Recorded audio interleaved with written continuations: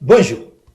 J'ai fait un rêve bizarre. La femme de Dracula, qui ressemblait vaguement à Brigitte Macron, venait me sucer toutes les nuits, me sucer du sang. Et quand totalement exsangue, j'ai fini par réclamer qu'elle m'en rende un peu, je me suis vu magnanimement remettre un de ces tampons usagés, preuve que finalement, ce n'était pas Brigitte Macron. Me réveillant en sueur, comme à mon habitude dans ces circonstances, je me suis alors rappelé que la veille, j'avais lu un article sur le 5 décembre, date à laquelle on allait voir ce que l'on allait voir, les gens allaient descendre en ordre dispersé dans la rue pour réclamer, chacun pour sa pomme, des sous à un État qui les pompe tous les jours en espérant qu'il leur lâche quelques pièces de leur argent qu'il a déjà dépensé, puisque cette année, la date à partir de laquelle les caisses sont vides, a battu le record de précocité de Macron qui aurait connu Brigitte en maternelle, soit le 31 octobre. Je veux bien que Marlène Schiappa, qu'on imagine bien enfourcher un aspirateur pour ses balades les soirs de pleine lune, faute de pouvoir caser sur un manche à balai un fondement qu'on voudrait voir aussi généreux dans ses raisonnements, et quelques notions d'occultisme. Mais ceux qui, en réponse à tout problème, demandent à l'État de puiser dans son porte-monnaie magique, devraient réaliser qu'il ne fait rien d'autre que redistribuer inéquitablement l'argent qu'il nous pique, ou pique à quelqu'un d'autre, minoré de ses frais de fonctionnement. Et comme, compte tenu de sa tendance à génocider les homards et à favoriser les copains au détriment des services publics, on est encore loin du compte, tant qu'à y être, il endette aussi par l'emprunt nos enfants, lesquels, dotés pour certains de la conscience politique d'un pétoncle dépressif, visiblement s'en foutent, préférant manifester, si possible, les jours de classe, pour un climat qui ne leur a rien demandé, pompant l'air à tout le monde, à défaut d'en diminuer le taux de CO2. D'ailleurs, on est tellement peu habitué à ce que nos politiciens utilisent pour nous un peu de cet argent qu'ils nous piquent que, quand ça arrive, par reconnaissance, sous prétexte qu'il a planté 3 arbres, investi dans une motocrotte et rénové le gymnase, certains n'ont pas hésité à faire une cagnotte pour, à défaut de caution, payer des oranges à Balkany, même s'il a tellement endetté sa ville qu'avant que la dette ne soit remboursée, les arrière-petits-enfants de Greta Thunberg, fruits de ses improbables amours avec un pygmée à faible indice carbone sur un catapamaran, ressembleront à Brigitte Macron. D'autres ont élu sa femme à sa place et en cas de défaillance, dû à un kilométrage à rendre envieux au moteur diesel d'avant la guerre, l'on est déjà du côté du chien, probablement surnommé Chirac par sentimentalisme. Contrairement à ce que chante habituellement Mélenchon, qui devait quand même regretter un peu de ne pas avoir envoyé manifester son hologramme avantageusement dépourvu de sphincter à la manif contre l'islamophobie, quand on commence à fuser des Allahu Akbar fraternels, tandis qu'à portée de caméra, une petite fille, même pas voilée, violait sans pudeur le copyright de l'étoile jaune, le problème, même s'il y a des copinages incestueux qui parfois passent mal, n'est pas que l'État fasse trop de cadeaux aux grosses entreprises, lesquelles ont quand même un pied dans l'économie réelle. D'autant que rendre à quelqu'un une partie de ce qu'on lui a pompé, façon péripatéticienne qui tousse, reste une interprétation relativement libre du concept de cadeau. Surtout lorsque ce qu'on prend reste toujours plus élevé qu'ailleurs, ce qui explique pourquoi, peu à peu, les sièges sociaux s'en vont vers des cieux moins sodomites, tandis que toute taxe supplémentaire issue d'un cerveau d'énarque finit par être répercutée sur le consommateur d'une manière ou d'une autre, et que le dit État ne peut plus guère alors exercer sa capacité de nuisance que sur ceux qui ne peuvent pas partir, essentiellement les PME et les artisans. Le problème est surtout que, grâce au sans-frontiérisme, il ne peut empêcher, à supposer qu'il le veuille, les dits cadeaux d'aller directement dans la poche, non des entreprises, au bénéfice des salariés, des outils de production et de la recherche, mais d'actionnaires déjà multimilliardaires qui se gavent alors que leur capital risque, lequel pourrait justifier un certain taux de profit, est remboursé depuis longtemps. Le discours prétendant résoudre l'injustice fiscale sans récupérer nos frontières et en déversant ce qui serait pris aux parasites du haut qui n'auraient pas réussi à fuir sur un flot toujours croissant de parasites du bas essentiellement allogènes sans toucher aux monstres administratifs gargantuesques qui s'étendent de Bruxelles à l'État et aux collectivités territoriales en passant par les grosses métropoles et en ne laissant se remplir la panse façon Polanski dans un pensionnat de jeunes filles ferait peut-être illusion quelques mois le temps que l'appétit s'adapte mais ne ferait qu'accélérer la ruine du pays. On a peur de nous l'avouer par crainte de la guillotine, mais ils nous ont ruinés. Et dans un pays en voie de désindustrialisation, dont les rares paysans qui subsistent se suicident, composé essentiellement de fonctionnaires et de travailleurs du tertiaire qui ne produisent rien, dépourvus de ressources pétrolières qui peuvent, dans quelque endroit du monde, donner l'illusion que tel système est viable, ils n'ont pas d'autre choix, faute de pouvoir imprimer eux-mêmes une fausse monnaie que, bizarrement, les esclaves à l'autre bout du monde acceptent encore en échange de leur travail que d'emprunter la dite fausse monnaie à la mafia bancaire, engageant les bijoux de famille pour que le bon peuple, en attendant de se retrouver à poil du jour au lendemain, puisse continuer à faire comme si de rien n'était, se payer des kebabs, des livreurs de pizza, un abonnement Netflix et de la main-d'œuvre pour torcher les fesses de notre 5e âge, ce qui bizarrement nous ramène à Brigitte Macron. Je crois que je commence à faire une fixation.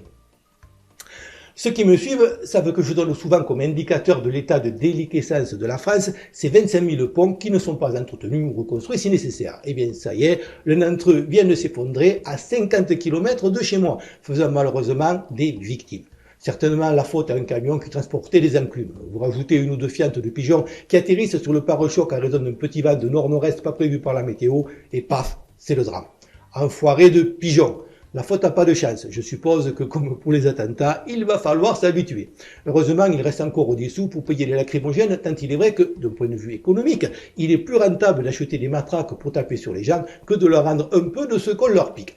Outre l'escroquerie de la dette dont la totalité des intérêts versés dépasse déjà largement le montant, le vrai problème est donc moins dans l'injustice fiscale, laquelle a des causes probablement discutables mais pragmatiques, que dans la corruption et les trahisons d'élites qui délitent la France et ne pourront être neutralisées qu'en faisant table rase d'un système complètement pourri, prêt à se battre jusqu'à la mort, la nôtre, par CRS interposés, pour se maintenir en place et qu'on ne chassera pas avec de grands principes, et encore au moins avec des pancartes au logo CGT, le label rouge n'ayant aucun effet répulsif connu sur les poulets.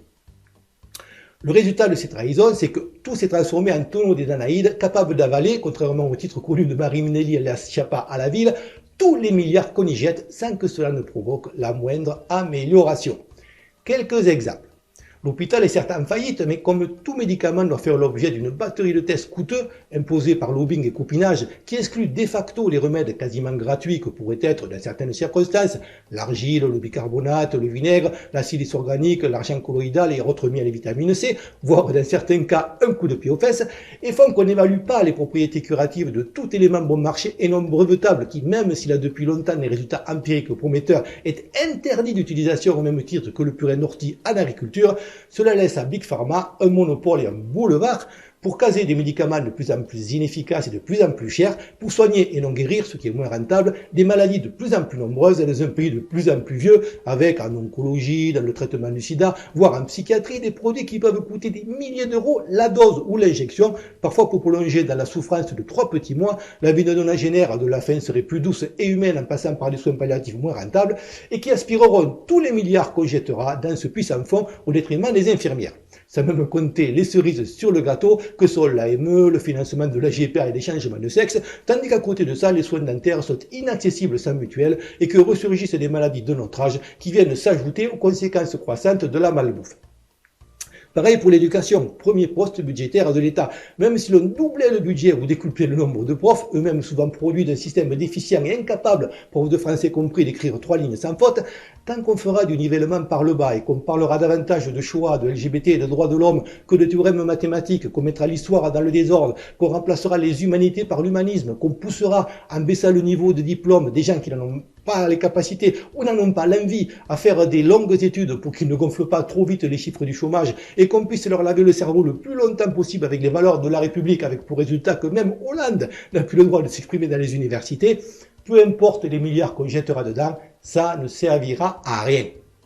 Pareil pour l'emploi et le business du chômage, dans lequel toute une mafia qui se nourrit de formations tout aussi fumeuses qu'inutiles, produisant au mieux du chômeur formé, est prête à s'empiffrer de tout le pognon qu'on y jettera, comme avec la nouvelle appli pour le compte personnel de formation, CPF de son petit nom. Idem pour la culture avec un cinéma et des médias dont la qualité, forcément conforme au politiquement correct, s'effondre en proportion inverse aux sommes qu'on y engloutit, le navet et la daube recuite qu'on croyait tomber en désuétude permettant visiblement encore de substanter une armée de parasites. Pareil pour les quartiers et la politique de la ville. De même, tant qu'on aura des politiciens qui préféreront importer de nouveaux électeurs inintégrables que de satisfaire les besoins de ceux qui sont sur place, le niveau de violence augmentera jusqu'à absorber toutes les sommes qu'on pourra jeter dans la police ou les pompiers.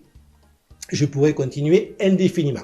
Chacun est libre de défiler pour réclamer juste des sous, même si la possibilité de récolter des coups de matraque à la place est plus que probable, histoire de permettre à un préfet de police au nom qui évoque les heures les plus sombres de notre histoire et qui, de son propre aveu, n'est pas dans le même camp que nous, de faire le kékou après la bataille avec sa casquette trop grande et son uniforme qui peine à masquer son corps de guerrier. Mais c'est quand même un peu court. La notion mensongère de convergence des luttes qu'on nous vend n'a pour objet que de nous faire croire que nous nous battons pour des choses différentes alors que, et ça inclut ceux qui profitent encore un peu aujourd'hui mais qui seront ruinés demain, nous avons tous le même ennemi et que rien ne changera tant que toute cette clique n'aura pas été évincée, à commencer par Macron qui reste la cheville quelque peu enflée d'orgueil qui maintient un édifice déjà passablement ébranlé. Comme d'habitude, je n'ai pas la prétention de détenir la vérité, juste, tant qu'on me laisse faire, de susciter la réflexion par un discours honnête, logique et argumenté, sans autocensure. Je ne filtre aucun commentaire et cette chaîne, par principe, n'est pas monétisée et ne fait pas appel aux dons. Si vous voulez me soutenir,